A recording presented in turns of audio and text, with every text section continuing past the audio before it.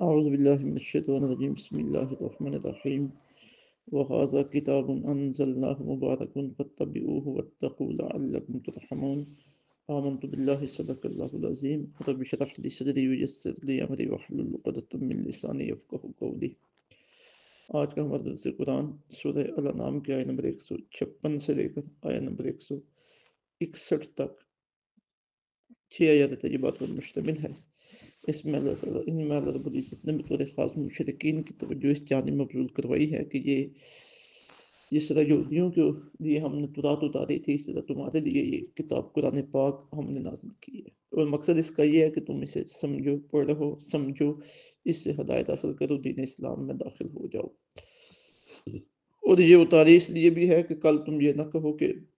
ہمارے پاس تو اللہ تعالیٰ کی طرف سے کوئی پیغام ہدایت آیا ہی نہیں تھا، اگر آیا ہوتا تو ہم اس کو قبول کرنے والے ہوتے۔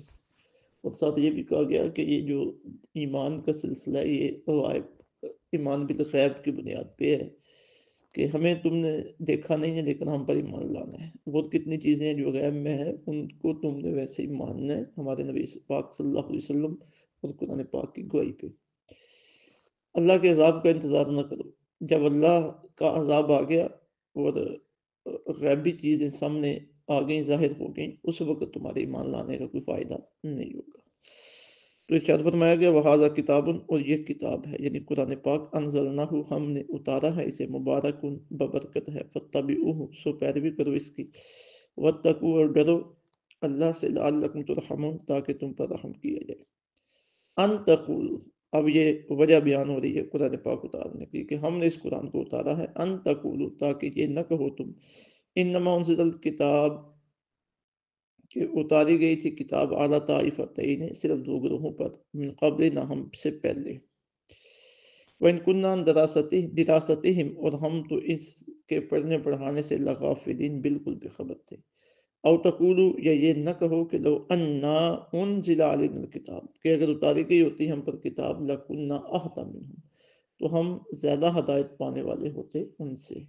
فقد جاءکم بے شک آ گئی ہے تمہارے پاس، بینۃ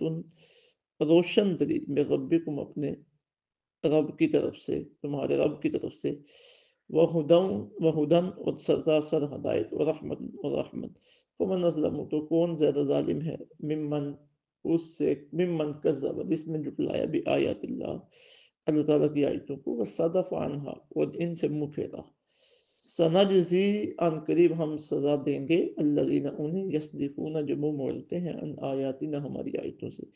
سوء العذاب برے عذاب سے، بما کانوا یصدفون اس وجہ سے کہ وہ منہ پھیرا کرتے تھے، حال ینظرون کس کی انتظار کر رہے ہیں، الا سوائے اس کے کہ ان تاتیہم الملائکہ آئیں ان کے پاس فرشتے، او یاتیا یا خود آئے رب کا آپ کا رب، او یاتیا بعد آیات رب یہ آئے کوئی نشانی آپ کے رب کی، یوم یاتی جس دن جس روز آئے گی کوئی بعد آیات ربک آپ کے رب کی نشانی، جس دن کوئی آپ کے رب کی نشانی آئے گی، لا ينفع نفسا ایمانها تو نہیں اس دن نفع نہیں دے گا کسی کو اس کا ایمان لانا، لم تکن آمنت جو نہیں ایمان لا چکا تھا، من قبل اس سے پہلے، او کسبت یا نہ کی تھی اس نے فی ایمانہا اپنے ایمان کے ساتھ خیرن کوئی نیکی، قل آپ فرمائیے انتظروا تم بھی انتظار کرو، وَإِنَّا مُنتَظِرُونَ ہم بھی انتظار کر رہے ہیں، ان الذین بے شک وہ لوگ فرقوا دینہم جنہوں نے تفرقہ ڈالا اپنے دین میں، وَكَانُوا شِيَّعًا اور ہوگے وہ گروہ، لست منہم فی شیء نہیں ہے آپ کا ان سے کوئی تعلق، انما امرهم الی اللہ ان کا معاملہ صرف اللہ ہی کے حوالے ہے، ثم ینبئہم پھر وہ بتائے گا انہیں بما کانوا یفعلون جو وہ کیا کرتے تھے، من جاء بالحسنہ جو کوئی لائے گا ایک نیکی، فلہ عشر امثالها تو اس کے لیے 10 ہوں گی اس کی طرح کی، ومن جاء بالسیئہ اور جو کوئی کرے گا ایک برائی، فلا یجزا تو نہ بدلہ ملے گا اسے مگر الا مثلہا اس کے برابر، وہم لا یظلمون اور ان پر ظلم نہ کیا جائے گا۔ اب بات ہو رہی ہے قرآن پاک کے نزول سے کہ ہم نے قرآن پاک کو اتارا ہے، یہ برکت والا ہے، وہذا کتاب انزلناہ اور یہ کتاب قرآن پاک اسے ہم نے اتارا ہے، مبارک ببرکت ہے، فاتبعوہ سو تم پیروی کرو اس کی، واتقوا اور ڈرو اللہ تعالیٰ سے، لعلکم ترحمون تاکہ تم پر رحم کیا جائے۔ اب آگے بات ہو رہی ہے کہ ہم نے اسے اتارا کیوں ہے، ایک مقصد قرآن پاک کے اتارنے کا یہاں پہ ذکر کیا گیا ہے کہ ان تقولو، کہ تم نہ کہو کہ انما انزل الکتاب علی طائفتین، اتاری گئی تھی کتاب تو صرف دو گروہوں پر، یعنی یہودیوں اور عیسائیوں کو تم یہ کہو کہ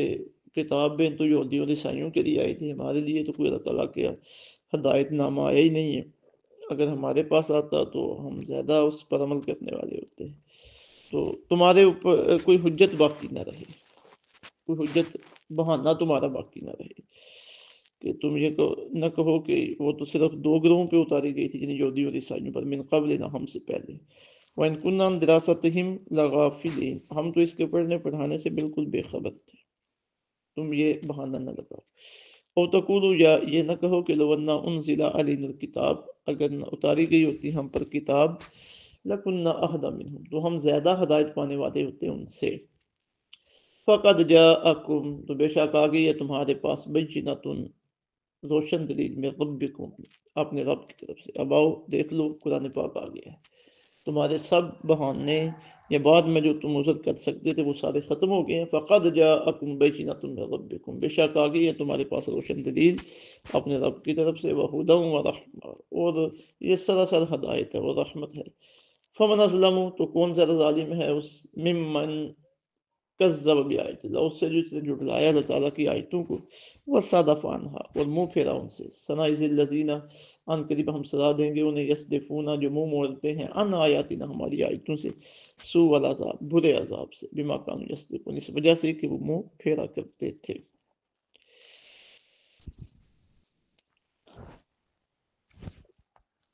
اب کتاب یہ آ گئی ہے، ہدایت نامہ آ گیا ہے، لیکن اس کے باوجود جو منہ پھیرے گا تو پھر ہم اسے عن قریب اسے بدلہ دیں گے اس کے ان کاموں کا۔ قرآن پاک اتر رہا ہے بار بار، اور مشرکین اس کا رد کرتے جا رہے ہیں، انکار کرتے جا رہے ہیں، ان کے جو شکوک و شبہات تھے ان کا ازالہ بھی قرآن پاک ساتھ ساتھ کرتا چلا جا رہا ہے، لیکن کیفیت یہ ہے کہ وہ کسی صورت میں بھی ماننے کے لیے تیار نہیں، کبھی کوئی بہانہ بناتے ہیں، کبھی کوئی بہانہ، کبھی حضور رحمت اللہ صلی اللہ علیہ وسلم کی بارگاہ میں یہ مطالبہ کرتے ہیں کہ اللہ رب العزت ہمارے ساتھ کھل مکھلا بات کرے، کبھی کہتے ہیں کہ آپ کے ساتھ کوئی باغ ہونا چاہیے، کبھی کہتے ہیں کوئی فرشتہ ہونا چاہیے جو آپ کا پہلے تعارف کروائے۔ تو اس طرح طرح کے وہ بہانے جو ہے نا تراشتے تھے، تو اب ان کا رد کیا جا رہا ہے کہ قرآن آ گیا ہے، ہدایت نامہ آ گیا، تو اب یہ کس چیز کا انتظار کر رہے ہیں؟ انہیں یہ بات معلوم ہونی چاہیے کہ یہ جو دین ہے، یہ اس میں ایک بڑا حصہ ایمان بالغیب کا ہے، اور ایمان بالغیب پر ہی اس دین کا دار و مدار ہے۔ اللہ رب العزت کی ذات غیب میں ہے، جنت دوزخ غیب میں ہے، فرشتے غیب میں ہے، ہماری تقدیر میں کیا لکھا ہوا ہے یہ ہم سے اوجھل ہے، تو غیب پر ہی ایمان لانا ہے۔ جو چیزیں غیب کے اندر ہیں، جو مطالبہ کر رہے ہیں کہ وہ ہماری آنکھوں کے سامنے آ جائیں، وہ شہادت ہو جائیں، تو فرمایا کہ اس وقت کا انتظار کر رہے ہیں، اگر خدا نخواستہ ان پہ وہ وقت آ گیا نا، تو پھر ان کا ایمان انہیں فائدہ نہیں دے گا۔ فائدہ بخش ایمان ہے ایمان بالغیب۔ تو فرمایا حال ینظرون، کس کے انتظار کر رہے ہیں، الا ان تأتیہم الملائکہ، سوائے اس کے کہ آئیں ان کے پاس فرشتے، او یأتی ربک، یا آئے آپ کا رب، او یأتی بعض آیات ربک، یا آئے کوئی نشانی آپ کے رب کی۔ لیکن یاد رکھیں، یوم یأتی بعض آیات ربک، جس دن آئے گی کوئی نشانی آپ کے رب کی، لا ينفع نفسا، تو نہ نفع دے گا کسی نفس کو، کسی کو ایمان ہوا، اس کا ایمان لانا، لم تکن آمنت من قبل، جو اس سے پہلے ایمان نہیں لا چکا ہوگا۔ جب اللہ کی طرف سے کوئی نشانی آ گئی، غائب شہادت بن گیا، تو پھر ایمان نفع بخش نہیں ہوگا۔ پھر جو ایمان نہ لائے تھے، او کسبت فی ایمانہا خیرا، یا نہ کی ہوگی جس نے اپنے ایمان کے ساتھ کوئی نیکی، قل آپ فرمائیے انتظروا انا منتظرون، تم بھی انتظار کرو ہم بھی انتظار کرتے ہیں۔ اچھا، اگر معاملہ یہی ہے نا کہ تم کہتے ہو کہ کوئی نشانی آئے تو پھر تم انتظار کرتے تو ہم بھی انتظار کر رہے ہیں تمہاری تباہی کا، تمہاری ہلاکت کا۔ ان الذین فرقوا دینہم، بے شک وہ لوگ جنہوں نے دین میں تفرقہ ڈالا، وکانوا شیعا، اور وہ ہو گئے کئی گروہ، لست منہم فی شیء، اے محبوب آپ کا ان کے ساتھ کوئی تعلق نہیں ہے۔ اس سے پہلے جو احکامات گزرے ہیں دین اسلام کے جو واضح اصول و ضوابط ہیں اور سیدھے راستے ہیں وہ بتائے گئے۔ اب ان لوگوں کو تنبیہ ہے کہ جو دین میں فرقے بناتے ہیں، ایک ہے دین کے اصول و ضوابط جو بالکل واضح ہیں، انہیں وہ توڑنے کی کوشش کرتے ہیں اور اپنا الگ سے کوئی راستہ اختیار کرتے ہیں۔ اب اس وقت مشرکین بھی مسلمانوں کو آقا علیہ الصلوۃ والسلام کو مشورے دیتے تھے کہ ہماری یہ مان لو، ہم تمہاری یہ مان لیں گے۔ اب مسلمانوں کا کافروں کی باتوں کو مان لینا، یہ ہے دین کو پارا پارا کرنا۔ تو صحابہ کرام نے تو ان کی بات نہیں مانی، رسول اللہ صلی اللہ علیہ وسلم نے بات نہیں مانی، اور صحابہ کے دور کے بعد پھر اس طرح کے سلسلے شروع ہوئے کہ دین اسلام کے واضح اصول و ضوابط ان کا رد شروع ہو گیا، ایک ایک کر کے لوگوں نے رد کرنا شروع کیا۔ تو حکم دیا جا رہا ہے کہ جو دین کے اصول ہیں، ضابطے ہیں، ان کے اوپر کاربند رہو۔ جو انہیں ختم کرنا چاہے گا، ان میں رد و بدل کرنا چاہے گا، وہ دین میں گروہ بنائے گا، دین میں فرقہ بنائے گا۔ واقع علیہ الصلوۃ والسلام کو فرمایا جا رہا ہے کہ آپ سے ان لوگوں کا کوئی تعلق نہیں ہے۔ اب حضور سے تعلق نہیں ہے تو اللہ سے بھی تعلق نہیں ہے، اور ایسے لوگوں کا امت مسلمہ سے بھی تعلق نہیں ہے۔ تو فرمایا ان الذین فرقوا دینہم، بے شک وہ جن نے تفرقہ ڈالا اپنے دین میں، وکانوا شیعا، اور ہو گئے کئی گروہ، لست منہم فی شیء، اے محبوب صلی اللہ علیہ وسلم آپ کا ان کے ساتھ کوئی تعلق نہیں ہے۔ انما امرهم الی اللہ، ان کا معاملہ صرف اللہ ہی کے حوالے ہے۔ ثم ینبئهم بما كانوا یفعلون، پھر وہ بتائے گا انہیں جو کچھ وہ کیا کرتے تھے۔ دین اسلام کے عقائد و نظریات پہ کاربند رہنا یہ ہمارے اوپر لازم ہے۔ فرقوں میں بٹنا یہ اس امت کی تباہی ہے، اور امت اسی وجہ سے تباہ ہوئی ہے۔ اللہ رب العزت ہمیں امت کے ساتھ جوڑے رہنے کی توفیق عطا فرمائے۔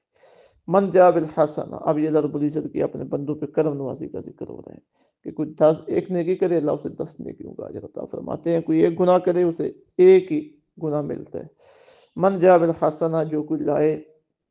ایک نیکی، فلہ عشر امثالها، تو اس کے لیے 10 ہوں گی اس کی طرح کی۔ ومن جاء بالسیئہ، جو کوئی کرے گا ایک برائی، فلا یجزا، تو اسے بدلہ نہیں ملے گا، الا مثلھا،